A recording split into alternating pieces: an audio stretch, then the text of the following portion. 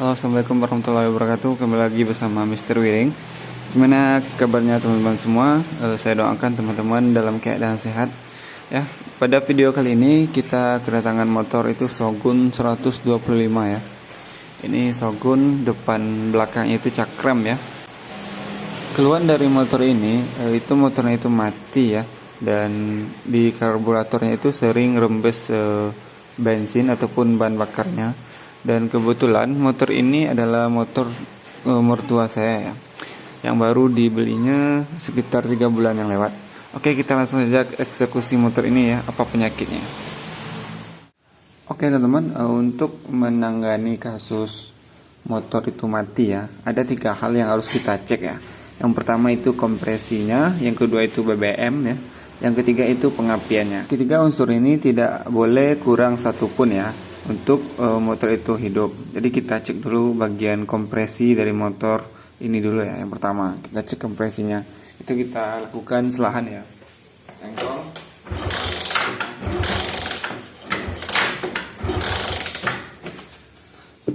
Untuk kompresinya pada motor ini itu masih bagus ya, ataupun masih layak. Dan kita juga bisa melakukan pengecekan kompresi melalui lubang busi ya. Kita buka dulu bagian businya. Kita buka dulu bagian dok businya ya. Setelah itu kita buka bagian businya menggunakan kunci busi ya.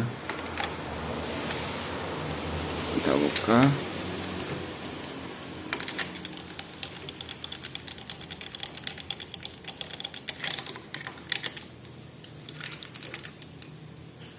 Businya hitam ya teman-teman, karena motor ini sedikit berasap ya. Oke, kita lakukan pengecekan bagian kompresinya dulu.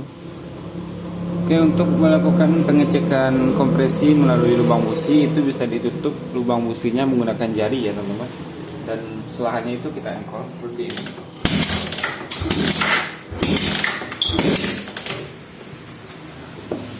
Oke teman-teman, untuk kompresi pada motor Shogun ini itu masih lumayan bagus ya. Untuk kompresinya, kedengaran bagian lubang businya itu kita lakukan penselahan itu masih ada kompresinya.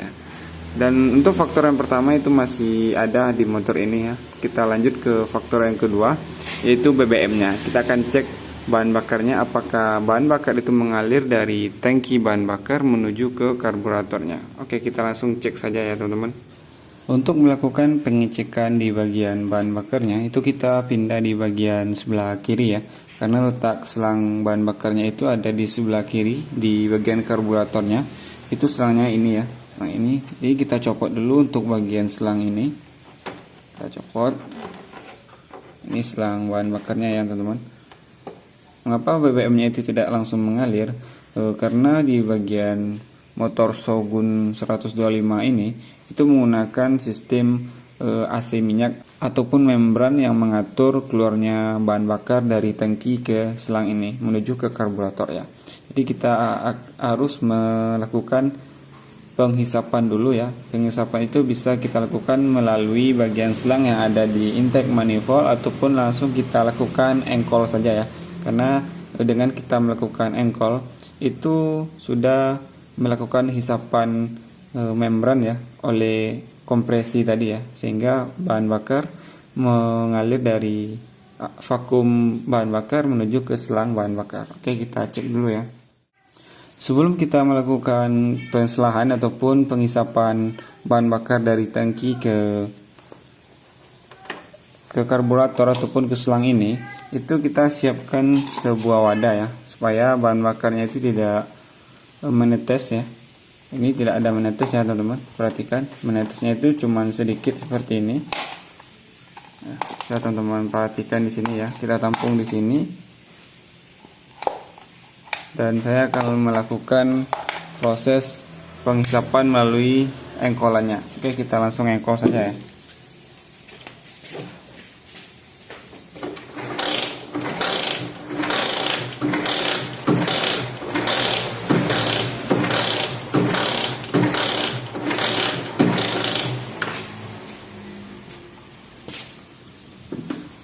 Oke teman-teman, ini sudah bahan bakar dari tangki bahan bakar itu sudah turun melalui selang yang akan masuk ke karburator ya. Ini menandakan bahwa bahan bakar dari motor ini itu ada yang masuk ke bagian karburatornya. Dan untuk faktor yang kedua itu sudah terpenuhi untuk hidupnya sebuah sepeda motor ya.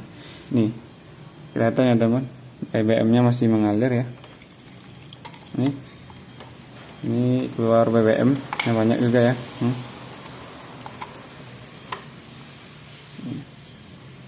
Oke, nanti kita akan masukkan lagi bahan bakarnya ke dalam tangki bahan bakarnya ya. Dan untuk faktor yang ketiga lagi ya teman-teman.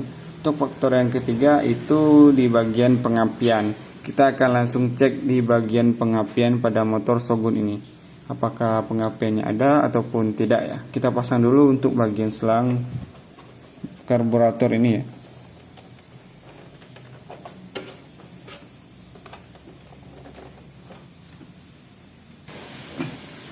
Jadi kita lanjut untuk pengetesan di bagian pengapian ya teman-teman.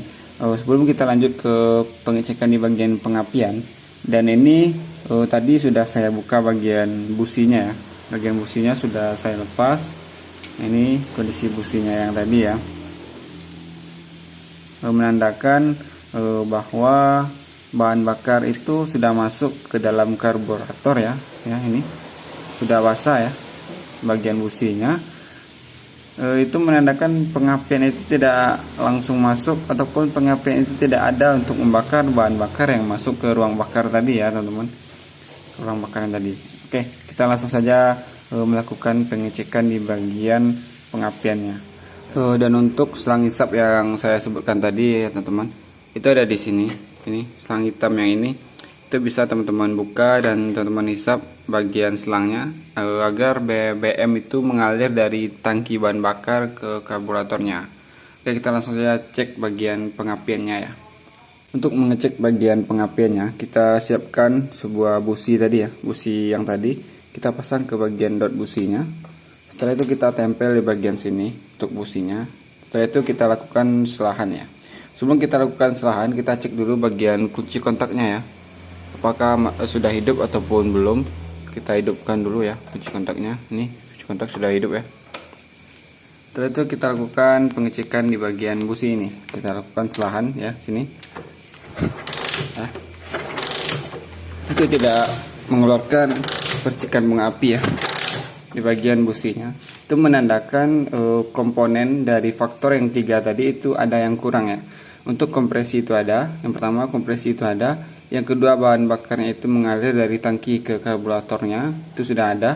Dan untuk faktor yang ketiga yang kita kehilangan dari motor ini, yaitu faktor yang ketiga itu pengapiannya itu hilang. Untuk sepeda motor Shogun 125 ini, itu tipe pengapiannya itu adalah pengapian DC ya.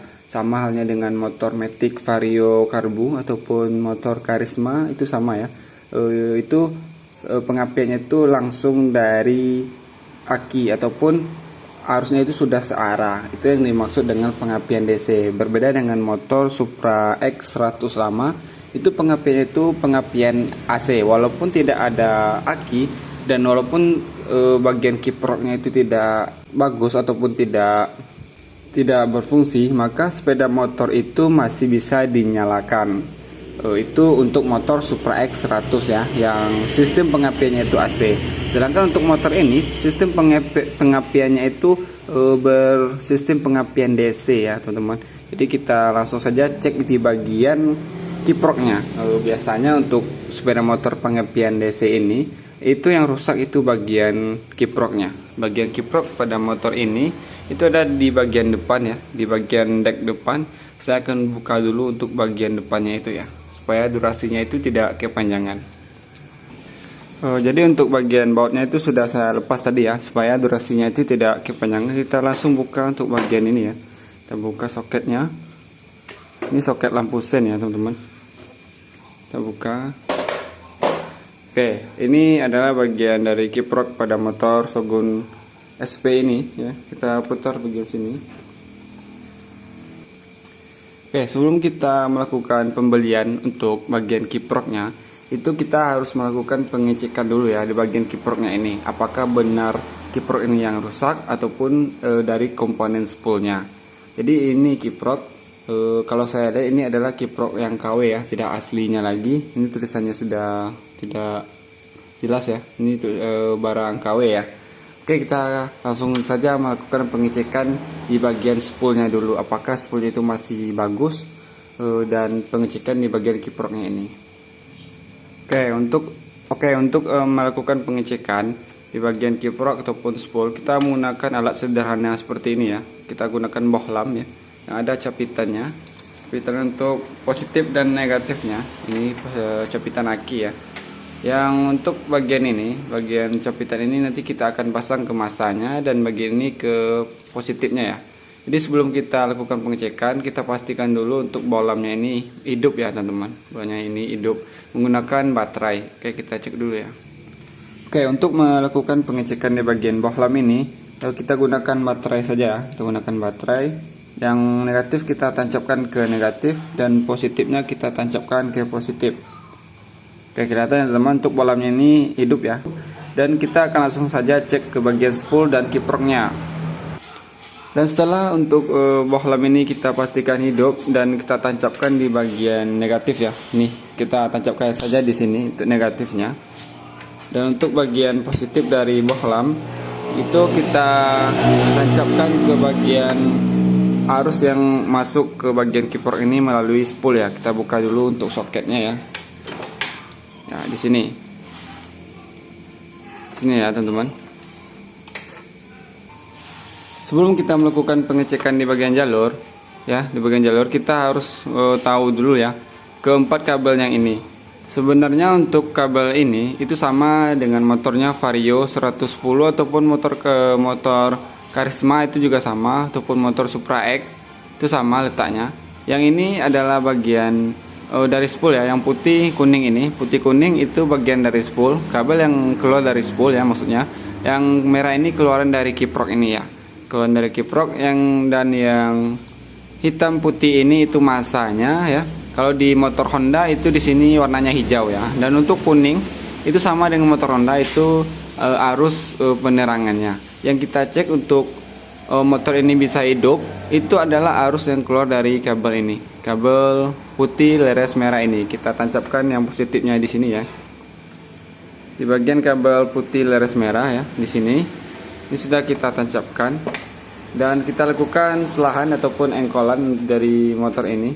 Kita tancapkan di sini ya, supaya teman-teman bisa melihat apakah arus dari spool itu benar-benar masuk ke bagian soket kiproknya. Saya akan lakukan selahannya ya.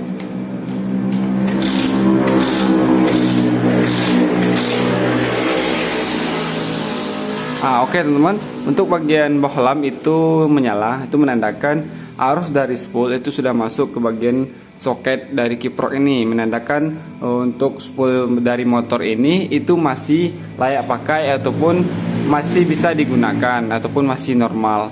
Dan kita cek ya untuk keluaran dari kiprok ini, kita pasang dulu soketnya. Mengapa di bagian pengecekan kiprok kita pasang ke soketnya? Karena arus yang masuk di bagian kiprok yang tadi, yang dari spool tadi itu akan masuk ke kiprok, dan kiprok akan mengeluarkan arus DC melalui kabel merah ini. Itu halnya kita pasang dari soket kiprok ini supaya arus yang masuk di sini dapat diolah oleh kiprok dan dikeluarkan oleh kabel merah. Dan walaupun kiprok ini nantinya tidak mengeluarkan arus melalui kabel merah, itu berarti kiproknya itu yang rusak ya teman-teman. Kita langsung saja tempelkan positif dari bohlam tadi ke bagian kabel merah. Oke, kita tancapkan ke kabel merah ya. Kita selipkan di sini. Ini sudah kita selipkan. Ini kuat ya teman-teman. Kita sudah selipkan di bagian sini, dan langsung saja kita lakukan selahan di bagian motor ini.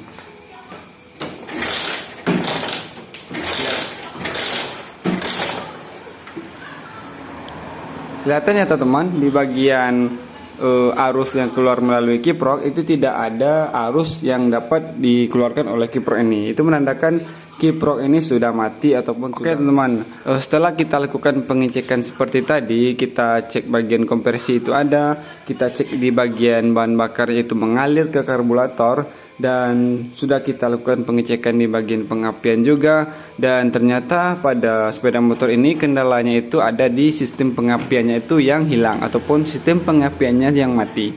Oke teman-teman, untuk kiprok ini nanti kita akan belikan yang baru, dan insya Allah setelah kita ganti dengan yang baru, motor ini bisa dihidupkan kembali.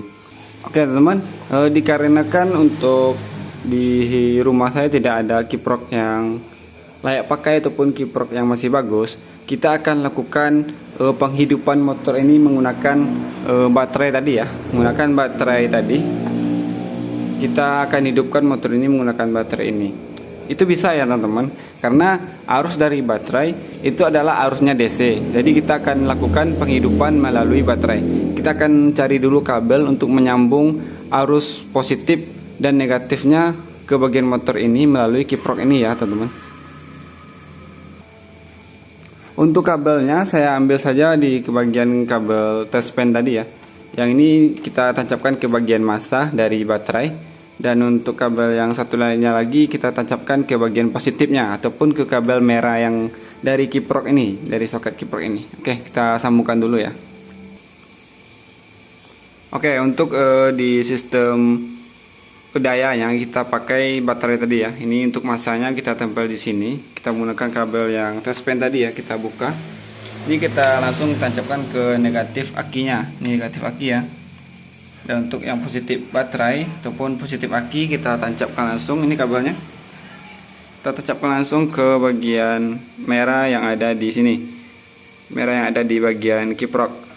Jadi kita langsung cek saja bagian pengapian yang ada di busi tadi ya. Kita langsung saja selah. Tuh, kelihatan nggak teman? Untuk businya itu sudah mengeluarkan pengapian. Oke, kita langsung saja pasang businya dulu. Oke, kita pasang businya dulu ya.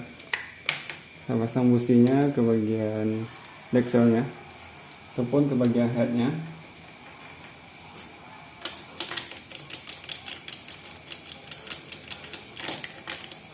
Ini sudah kita pasang bagian businya, terus kita kencangkan, cukup saja. Kita pasang dot businya. Oke, kita akan lakukan penghidupan pada motor ini. Kita jauhkan dulu ya, supaya teman-teman bisa melihat. Oke, langsung saja kita lakukan penghidupan pada sepeda motor ini ya. Ini kunci kontak sudah kita on kan ya teman-teman. Untuk kunci kontaknya sudah kita on kan, kita langsung saja melakukan selahannya. Oke, langsung engkol ya.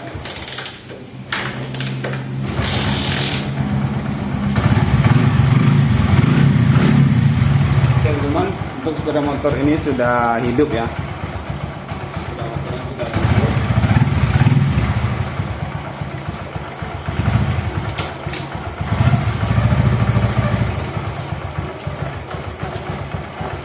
Oke teman, untuk sepeda motornya itu sudah hidup, kelihatan di bagian roda belakangnya itu berputar ya.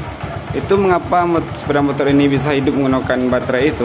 Karena arus dari pengapian sepeda motor ini itu sudah menganut sistem pengapian DC. Jadi sampai aki itu habis, motor ini bisa hidup. Dan setelah aki ini habis, maka motor ini akan mati karena kiprok tidak mengisi arus DC ke bagian baterai itu. Oke teman-teman, cukup sekian video kali ini. Lebih kurangnya saya mohon maaf. Untuk kepanjangan video ini saya mohon maaf ya, karena kekurangan dari ilmu saya.